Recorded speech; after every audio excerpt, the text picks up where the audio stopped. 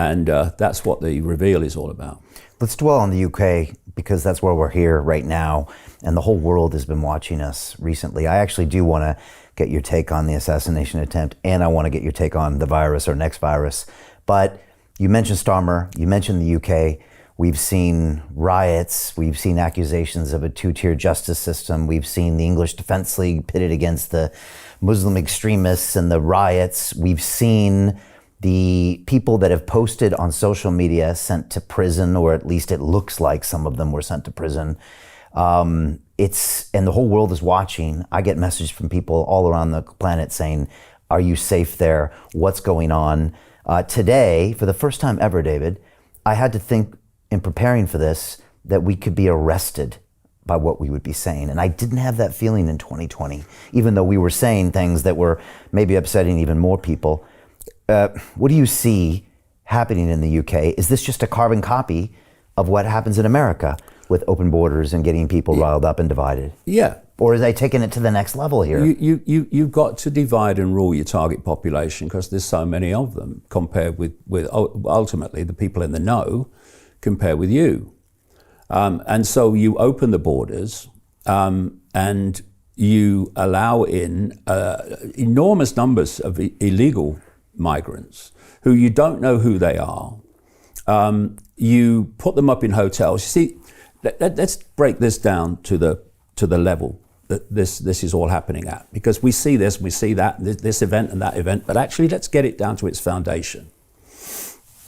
If you want to control people that are vastly in number greater than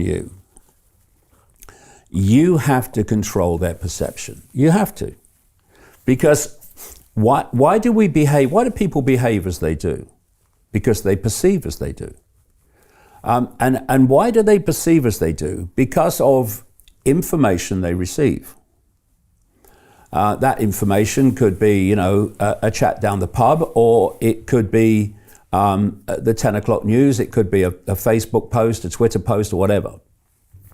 But we form our perceptions from the information we receive. This is why when you do your own research, pursuing the truth for the truth's sake, you gather a greater amount of research, therefore a greater amount of knowledge, therefore you come to different conclusions. But what they want is their narrative to be the conclusion that the population has. So how do we form our conclusions? From information received. This is what censorship is all about. It's about controlling the information that people receive so that you are forming their perceptions by controlling that information, and from those perceptions comes their behavior. So everything is perceptual manipulation. So when you break it down to that level, because this global cult, sick as it is, and ultimately moronic as it is, anyone that wants to control people as it does is a moron, So don't let's think this is an all-powerful, all-knowledgeable force. They're basically a bunch of prats if you break it down to the basic level. But what they're brilliant at is manipulating people's perception and predicting how stimulus A will lead to perception and thus behavior B. So on that level, opening the borders to let lots and lots of people in illegally of other cultures, first of all, you grab one massive area of the population, which we can go under the heading of woke, and you tell them that everyone that's coming are families and refugees fleeing war and oppression and deprivation, okay? Well, they're coming from France across the channel, right? But they buy that. So it's all these signs, refugees welcome. Well, no one supports genuine refugees, genuine people fleeing war, fleeing deprivation, fleeing oppression, being welcomed. But that's not what we're seeing. We're seeing overwhelmingly young adult men coming over, and more obviously young adult men all the time. Same in America. Same in America, exactly, through the southern border, which is basically open, much of it. And so perceptually, the population sees that and doesn't want it. They become fearful of it. They become fearful of what's the future if this goes on. What they then do, I'm talking about the government, and this is all perceptual manipulation, is they take these young adult men, overwhelmingly, and they put them in hotels and they give them money. And the indigenous population, and I'm not talking just about white people either when I say that, some of them are sleeping in the streets, in boxes. You know, families are struggling to put food on the table.